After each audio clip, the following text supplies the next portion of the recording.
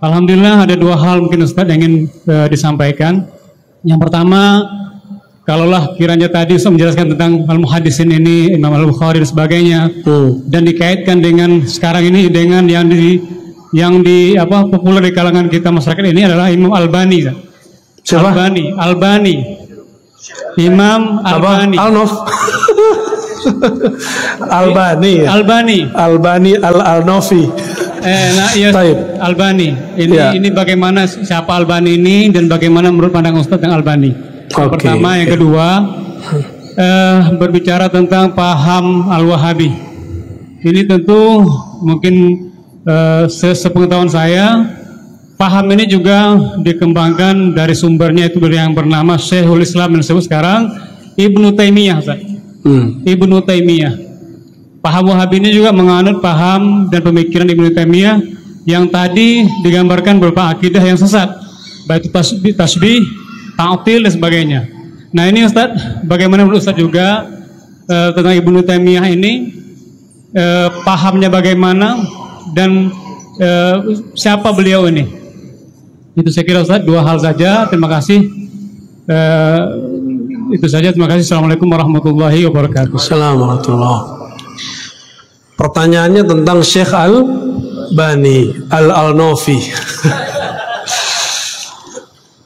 Syekh Albani ini peneliti hadis yang rajin. Itu yang penting.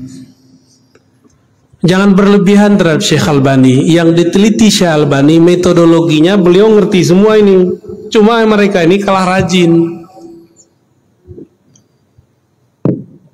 Ada nggak riwayat Syekh Albani kuliah? Nggak ada kan? Nggak ada, dia bukan kuliahan juga.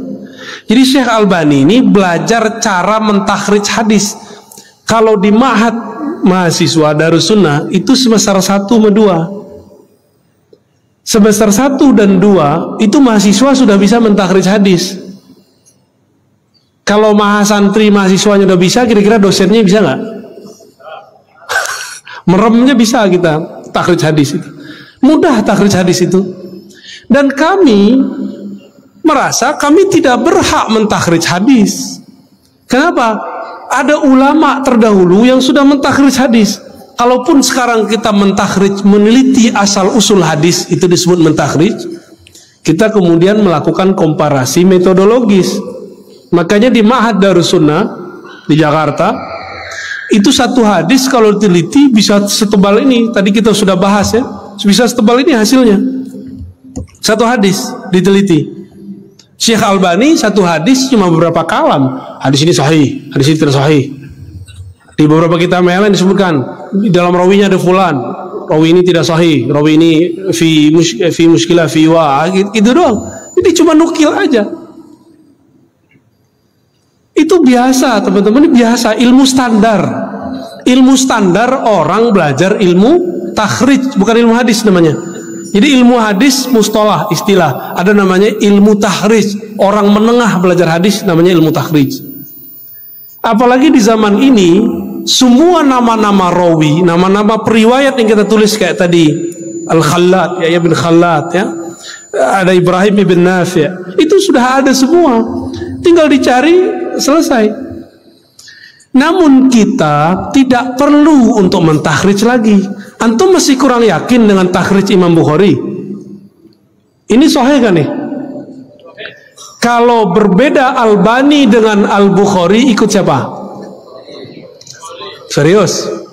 Kalau ada orang berani mendoifkan hadis dalam Sahih Bukhari, bermasalah nggak orang itu? Serius? Serius?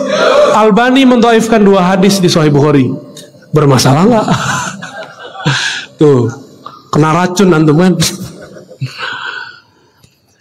Guru kami Dr. Badi Said Al-Laham, murid Syekh Nurul Itir, mengatakan dalam disertasinya, seandainya saja Albani, termasuk Sidi Ahmad Ghumari, Abdullah Ghumari disebut, seandainya Ghumariyin dan Albani wara' menahan diri untuk tidak mengkritisi Sahih Bukhari, nama mereka akan disanjung-sanjung di alam semesta, akan disanjung-sanjung oleh peneliti-peneliti hadis.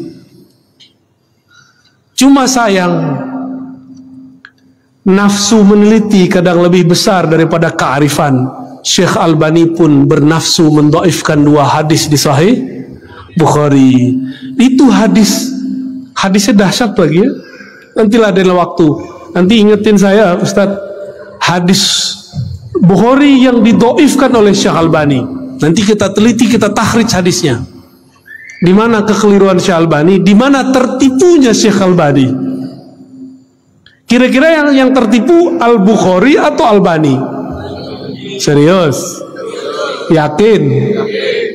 Masa Al-Bukhari ketipu, ya enggak? Albani gurunya nggak nyampe 10. Itu kalau di kitabnya ada salah satu orang yang nulis tentang tarjamah Albani, gurunya cuma sebutkan 3. Ditambah guru ijazah 1. 5 lah ya sama bapaknya. 5 lawan ini punya guru 1.700, gimana? Tapi kita nggak boleh benci Albani, ya.